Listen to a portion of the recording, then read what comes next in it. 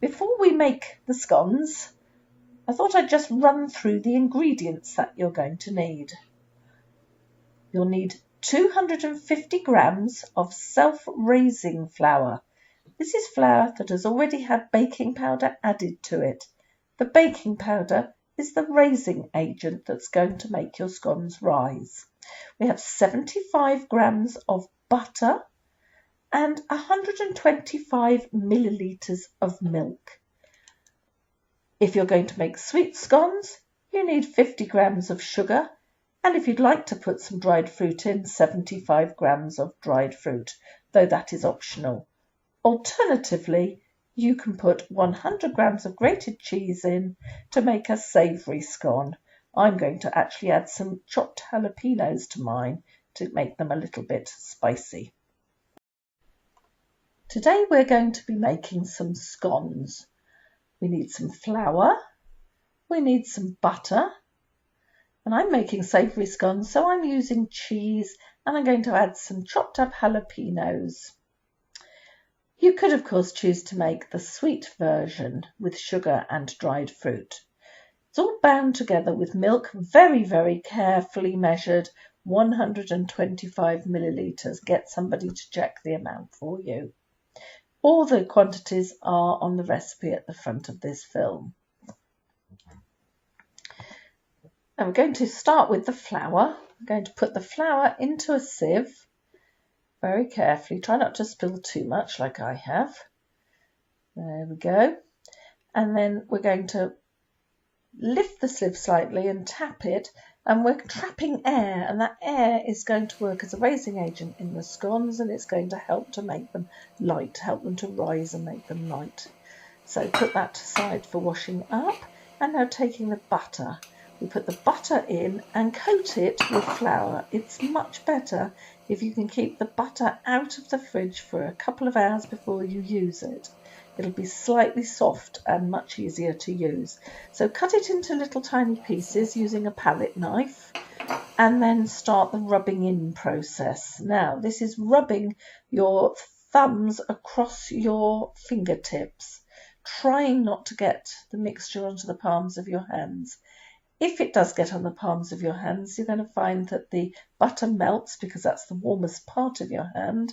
And as the butter melts, the mixture is going to become sticky. So try to keep the palms actually clear. So rub it in, lifting slightly out of the bowl, not too far or you'll have a flour shower.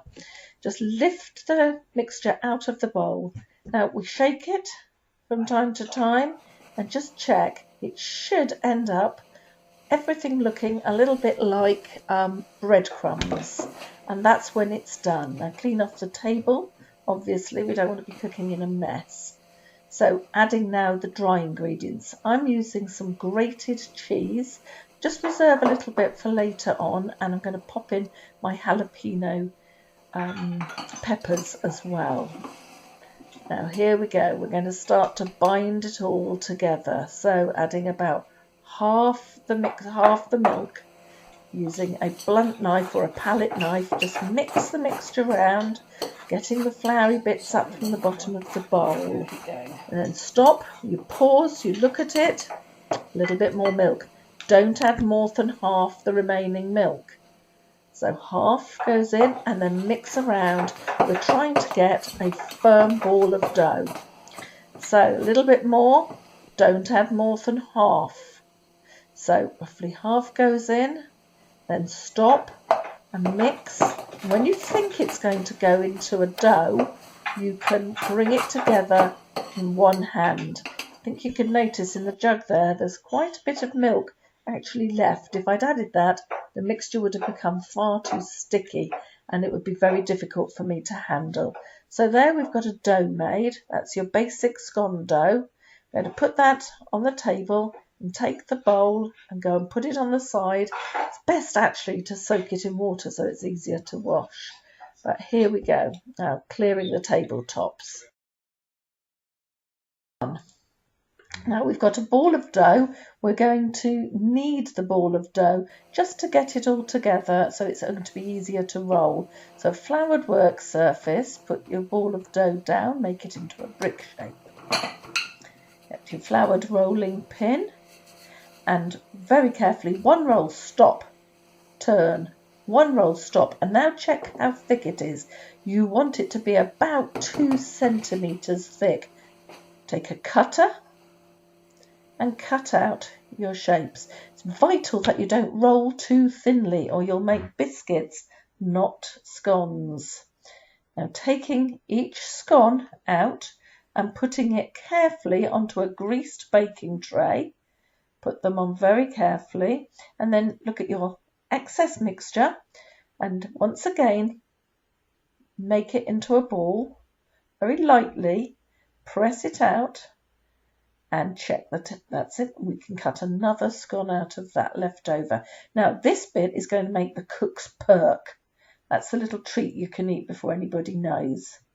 So we put it in, just press it through. It's not going to look too good. It's going to be very uneven when it comes out of the oven, but it will taste good, and it's especially for the cook. There.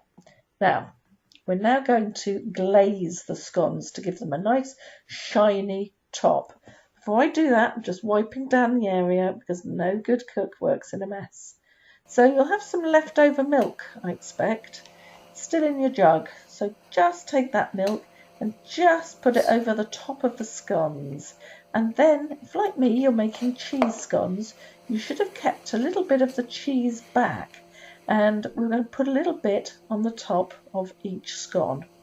And when we've done that, they'll go into a very hot oven, about gas mark 7, 210, and they'll be in there for probably about 10-12 minutes until they're golden brown and they're risen. There we go, so in they go. Check the temperature is right, and we wait now. After about 10 to 12 minutes, they should be ready, so bring them out of the oven and just check that they're golden brown and that they've risen nicely and that they look cooked. There.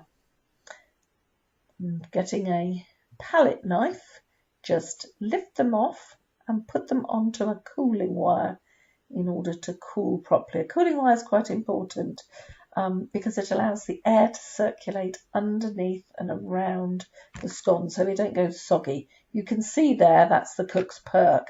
It looks very strange. It's not got a nice even shape at all because we pushed the dough into the cutter. But that's the cook's perk that will disappear before anybody knows it was ever there. So we take the 4 good scones and once they're cool, I'll put them on a plate for service. And that's all there is to it. Very simple, but do make sure you don't roll the dough too thinly.